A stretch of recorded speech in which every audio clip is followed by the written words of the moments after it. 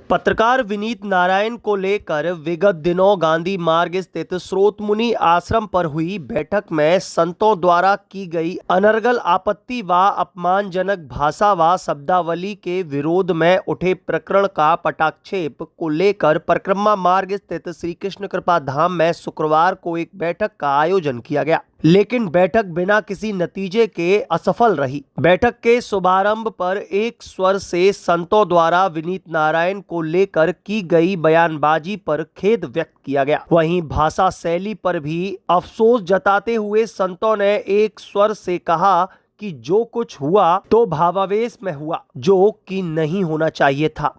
बैठक के दौरान सर्वप्रथम गीता मनसी महामंडलेश्वर ज्ञानानंद महाराज ने पत्रकार विनीत नारायण के द्वारा ब्रज के विकास को लेकर किए गए कार्यों की प्रशंसा की गई। साथ ही ब्रज विकास के मुद्दों पर संतों का पूर्ण सहयोग देने की बात करते हुए प्रकरण को समाप्त करने का आह्वान किया। ऐसा है, ये सृष्टि है। सृष्टि में कहीं ना कहीं वादे वादे जायते तत्वबोधा हमारी ये परंपरा रही है।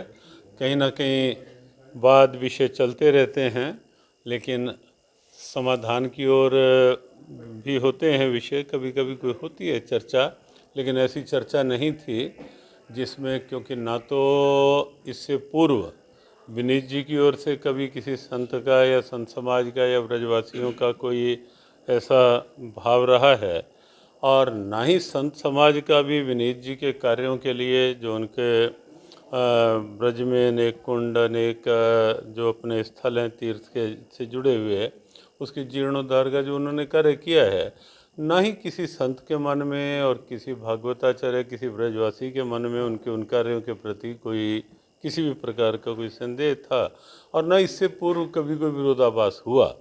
वो एक विषय था जो कहीं संत समाज को नहीं अच्छा लगा, उसके कुछ चर्चा हुई, लेकिन वो चर्चा अब समाप्त हो रही है। अब पारस्परिक सद्भावना के साथ मिलकर विनीत जी के कार्यों के प्रति सभी की सद्भावना है, और विनीत जी की भी संतों के प्रति सद्भावना है।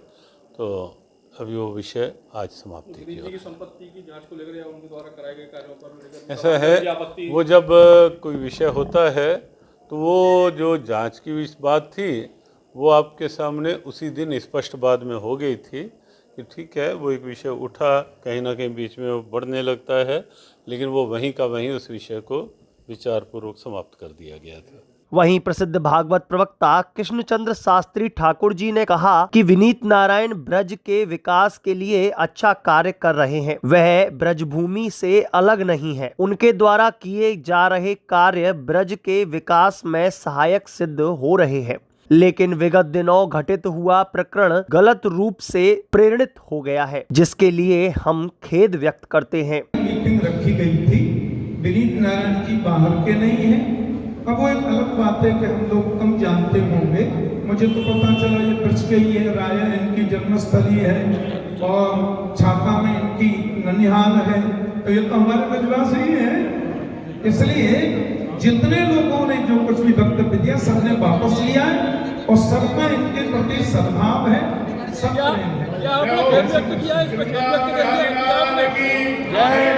वहीं काशनी नागेंद्र महाराज ने कहा कि स्रोतमुनि आश्रम पर हुई बैठक में संतों द्वारा की गई बयानबाजी किसी भी रूप में सही नहीं थी। उसी को लेकर आज संतों ने विनीत नारायण के समक्ष खेद व्यक्त किया है, और हम उन सभी शब्दों को वापस लेते हैं। ये बैठक जो वहाँ हुई थी स्रोतमुनि में, वो इसलिए हुई थी, योगी आदित्यनाथ जी के लिए जो शब्दों का प्रयोग हुआ उस विषय को लेकर यहाँ पर हम लोग सभी संत यहाँ इकट्ठे होकर जो भाषा का वहाँ प्रयोग किया था वो भाषा नहीं होनी चाहिए थी, और उस भाषा को लेकर हम सब ने उसको वापस लिया है, यही हम लोग कहेंगे। वो मीटिंग किसने रखी गई थी? मीटिंग का भी स्पष्टीकरण अभी तक नहीं हो पाया है। मीटिंग किसके द्वारा रखी गई थी? संत समाज के द्वारा रखी गई थी। एक कोई व्यक्ति नहीं होता है, समाज होता है, कोई एक व्यक्ति विशेष नहीं होता है। आपके द्वारा फूलडोल बिहारी बाबा पर पूरा आरोप टाल दिया गया था कि फूलडोल बिहारी बाबा इसमें आपने लिख के दिया है, आपने ही लिख के दिया है, आपके सिग्नेचर है। आज आप कह रहे हो कि संत समाज में मीटिंग वो रखी? संत समाज के मुखिया हैं। मतलब फूलडोल जी कहीं दोषी नहीं थे? नहीं, संत समाज है, सब साथ हैं। हाँ, फूलडोल जी दोषी नहीं थे। फूलडोल जी ने आप लोगों ने जो फूलडोल जी पूरे संत समाज साथ हैं। सभी संतों के ये बात के आज भी पूरे संत समाज है। मौजूद थी, ये दिया करते थे बैठाने के लिए, माला पहनाने के लिए। संतों ने कह दिया वो शब्द वापस लेते हैं। मतलब अपराध हुआ था, सब संतों ने वापस ले लिए। मतलब आप अपनी गलती मानते हैं? सब लोगों ने शब्द वापस लिए, ऐसी भाषा नहीं होनी चाहिए। फूलडोल बिहारी बाबा ने ये कहा था। रिलीज जो अभी 2-3 दिन पहले जो रिलीज की गई थी उसमें आप लोगों ने फुलडोर बाबा पे पूरा मर दिया था नहीं, मामला। सब साथ थे, कोई अलग नहीं है, सब एक है। नहीं, अकेले उन्होंने उस- रात को प्रेस फुलडोल- कॉन्फ्रेंस की थी। इसके बाद जब पत्रकार विनीत नारायण अपना पक्ष रखने लगे तभी वहां पर उपस्थित कुछ हिंदूवादी नेताओं द्वारा हल्ला मचाकर उन्हें रोक दिया गया, जिसके बाद बैठक में जमकर हंगामा होने लगा और देखते ही देखते संतों के साथ विनीत नारायण भी बैठक से उठकर चले गए। ये कोई राजनीतिक सभा नहीं है, संतों की ब्रजवासियों की सभा है और ज़्यादा मैं करने से गर्दन कट जाती है, फिर भी कुछ मैं करना पड़ेगा। मैं कभी किसी राजनीति में इन्वॉल्व नहीं रहा हूँ। जब हवाला कांड खोला था तो 44 कांग्रेस के मंत्री, राज्यपाल, मुख्यमंत्री जेल भिजवाए थे। भाजपा के अडवाणी जी, मदन लाल खुराना, चौटाला, देवीलाल, इसलिए मैं आज तक निष्पक्ष रहा हूँ। ये जो दुष्प्रचार किया गया कि अखिलेश यादव आए, चाहे सुषमा स्वराज आए, चाहे कमलनाथ आए, सबका स्वागत है और किसी के साथ नहीं। जब अखिलेश की सरकार थी, कुंडों के काम में घोटाला हुआ, मैंने पूरी रिपोर्ट तैयार करी। सुशील गोस्वामी आपका साथी रिपोर्टर है, उसने वीडियो कवरेज करा, मैंने हल्ला मचाया, रिपोर्ट अखिलेश को भेजी। कोई काम ठीक नहीं हो रहा है, सब भ्रष्टाचार। महाराज मैं अपने तरीके से बोलूँगा, शॉर्ट में बोलूँगा। योगी जी से मेरा कोई मतभेद नहीं था। क्यों मतभेद होगा? जब योगी जी का राज तिलक हो रहा था, वीना जैन डायरेक्टर जनरल दूरदर्शन का मुझे फ़ोन आया, मेरी मित्र है, कि तुम आकर योगी जी को के बारे में बोलो दूरदर्शन पे। आप YouTube पे चले जाएं, विनीत नारायण और योगी करके आपको मिल जाएगा। मैं प्रेजेंटेशन तैयार करके लाया था, हर चीज़ प्रमाण के तौर पे दिखाना चाहता था, लेकिन वो समय नहीं है, जो माहौल हो गया तब मैं नहीं दिखा रहा हूँ। मैंने योगी जी के पक्ष में बोला। मेरा विरोध कहाँ शुरू हुआ?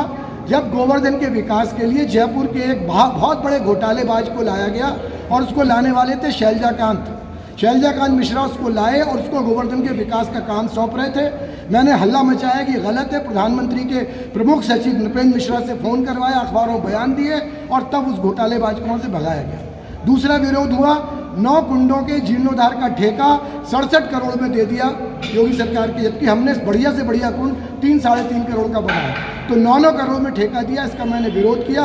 अवनीश अवस्थी ने मुझे लखनऊ बुलाया, शीला रीता बहुगुणा बैठी, मंत्री, हमारी टीम बैठी। महाराज मेरा विषय कहाँ योगी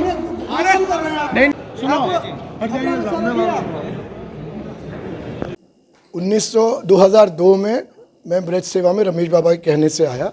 उस वक्त मैं अंतर्राष्ट्रीय स्तर पर ख्याति ले चुका था। बाबा ने कहा तुम ब्रजवासियों, ब्रज की सेवा करो, और तब से सेवा कर रहा हूँ। संतों का मुझे प्रेम आशीर्वाद मिला है। जो कार्य हुआ है ब्रजवासियों के सामने है। संकर्षण कुंड और रुद्र कुंड का जिस तरह विध्वंस किया गया और जिसका कारण मात्र इतना था कि मैंने घोटालेबाजों को गोवर्धन का विकास सौंपने का विरोध किया था। उसके बाद 5 साल में प्राण प्रतिष्ठित संकर्षण भगवान और काशी विश्वनाथ की जो उपेक्षा, उसके बारे में मैं लगातार ट्विटर पर, सोशल मीडिया पर पर्चे बंटवा कर लिखता रहा, संत समाज को भी अवगत कराता रहा, पर किसी ने प्रयास नहीं किया कि भगवान की सेवा पूजा दोबारा चल पड़े। ब्रजवासी भी लिख लिख के देते रहे, करते रहे, तो मैं बहुत दुखी था। 3 बजे से उठ के मैं इस बात की पीड़ा करता था कि भगवान इस तरह उपेक्षित पड़े। जो मैंने टेलीविज़न पे बोला है, मैं अपनी बात पे अपनी जगह हूँ, मेरे पास सब चीज़ों के प्रमाण होते हैं। इतने लोगों की नौकरियाँ इस देश में ली हैं, कभी किसी ने मानहानि का नोटिस मुझे नहीं भेजा, क्योंकि पहले प्रमाण रखता हूँ तब कोई बात कहता हूँ। राजनीति में जो लोग आते हैं उनको आलोचना के लिए तैयार रहना चाहिए। संत समाज में आलोचना करने का हमें कोई हक नहीं है, हमें संतों से सिर्फ आशीर्वाद देना होता है। उसको लेके कुछ विवाद हुआ और उस विवाद को वहीं छोड़ के संतों की तरफ से भी ये प्रयास हुआ। ज्ञानानंद जी महाराज ने, राजेंद्र दास जी महाराज ने, गोविंद जी महाराज ने आदेश दिया कि आप सब बात को भूल के और प्रेम से सबसे मिलें और सब सौहार्द से। और मुझे क्यों द्वेष था? किसी से नहीं था। थोड़ी सी कमी संत समाज की तरफ से हुई कि वो मीटिंग में करने से पहले अगर मुझे बुला के और मुझे कटघरे में खड़ा कर लेते और कहते आपके ऊपर ये आरोप है, तो मैं अपना स्पष्टीकरण देता, और अगर मुझे लगता है कि मैं स्पष्टीकरण नहीं दे पा रहा हूँ तो मैं क्षमा मांग लेता, लेकिन ऐसा नहीं हुआ। और जिस तरह की भाषा का प्रयोग हुआ वो बहुत ही दुखद थी।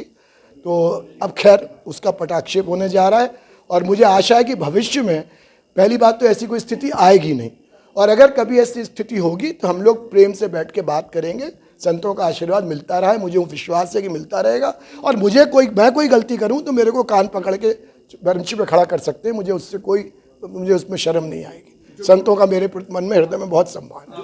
जो नोटिस दिए गए थे उन नोटिसों का अब जब सब पटाक्षेप हो जाएगा तो फिर नोटिस का भी क्या रहेगा। हम वकीलों ने अपने उत्साह से दिए हैं, अभी दिल्ली के वकीलों को रोक दिया था, बहुत सारे थे, लेकिन अब सबको कहेंगे कि भाई खत्म हो गया।